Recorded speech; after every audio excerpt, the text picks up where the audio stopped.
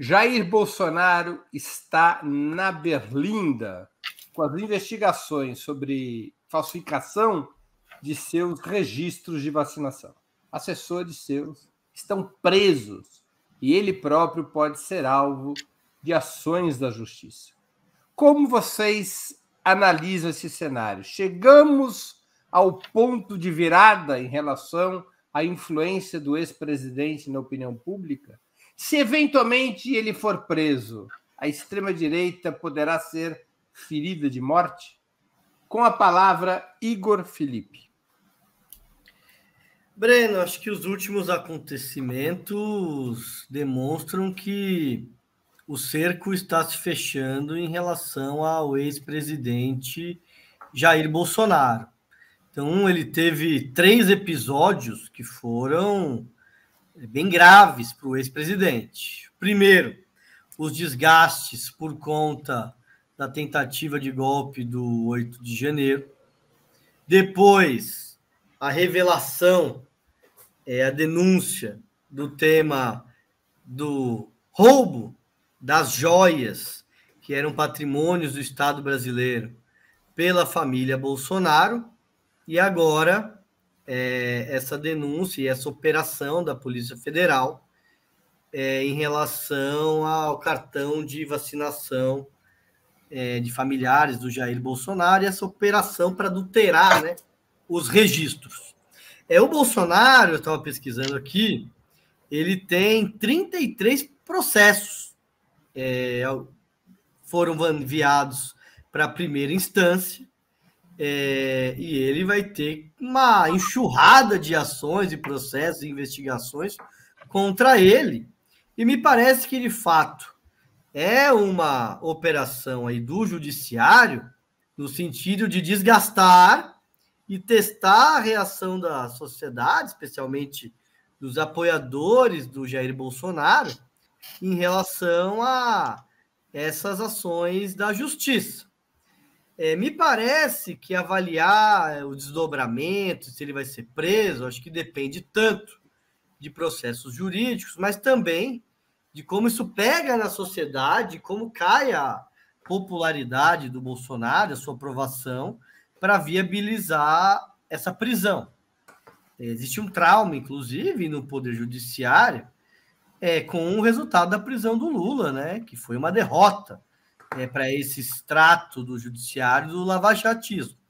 Mas, por outro lado, Breno, acho que o processo que avança com maior celeridade é o que envolve o processo das rachadinhas do filho do Bolsonaro, Carlos Bolsonaro, no Rio de Janeiro.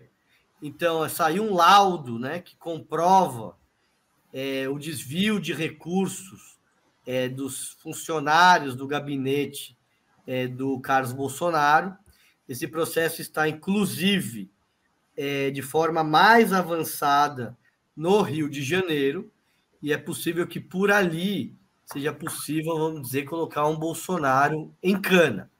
Mas me parece, Breno, que mesmo com o avanço desses processos, isso vai gerar um desgaste, mas não me parece que matará a extrema-direita, que tem, inclusive, se rearticulado com outras lideranças e outras figuras, aproveitando o legado político do Bolsonaro, que na última eleição teve praticamente metade dos votos, para conseguir perpetuar essa linha da extrema-direita na luta política do nosso país.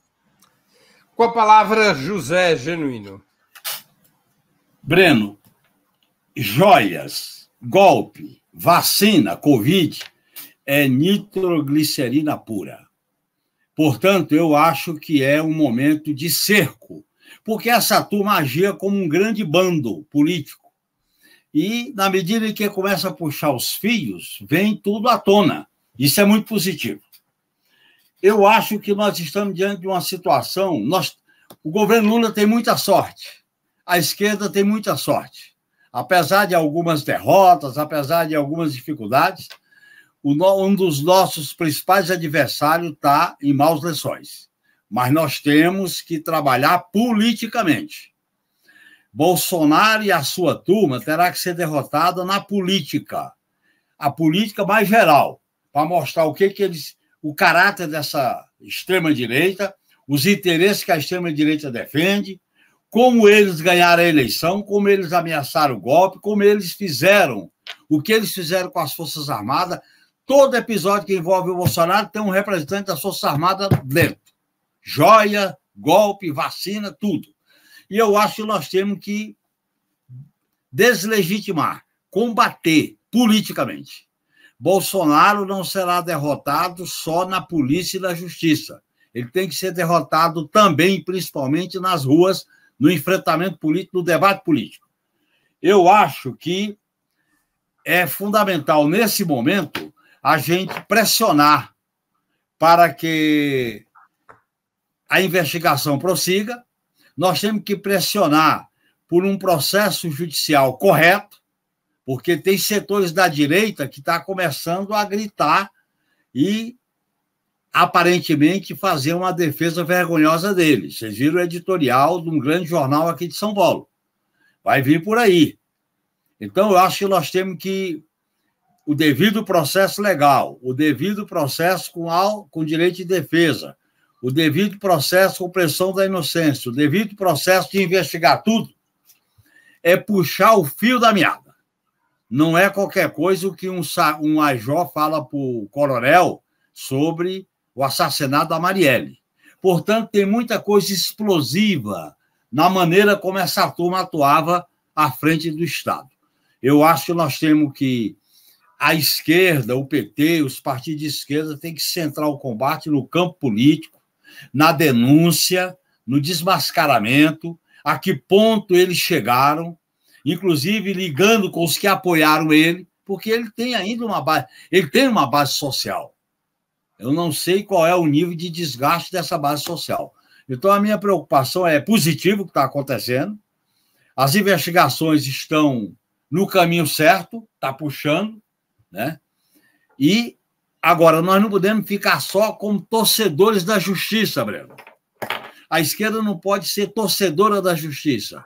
A esquerda tem que ter uma política de desgaste, de enfrentamento, de denúncia do que representou essa extrema-direita para o país, desde do golpe, como envolveu os militares, como os militares deram aval a isso, como os setores do agronegócio que fizeram aquele espetáculo no AgriShow. Nós temos que ligar essas coisas todas, porque o problema não é a pessoa dele, o problema é o que ele representa, os interesses que ele sintetiza, os interesses que ele propaga e o que ele está amarrado.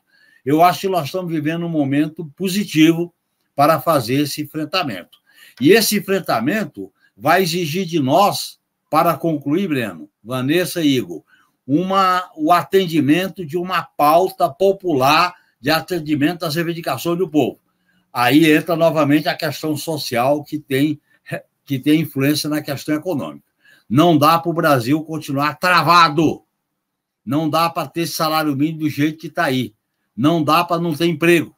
Não dá para não ter enfrentamento social com a pauta que atende a população. É um momento propício? Mas nós temos que ter muita clareza de que nós não podemos nos reduzir a bater palma para o judiciário. Com a palavra, Vanessa Martina Silva. Bom, primeiro, chegamos ao ponto de virada? Não. Extrema-direita pode ser ferida de morte? Menos ainda. Lembremos que uma prisão, ela não determina o fim político de ninguém. E o exemplo máximo é o nosso presidente.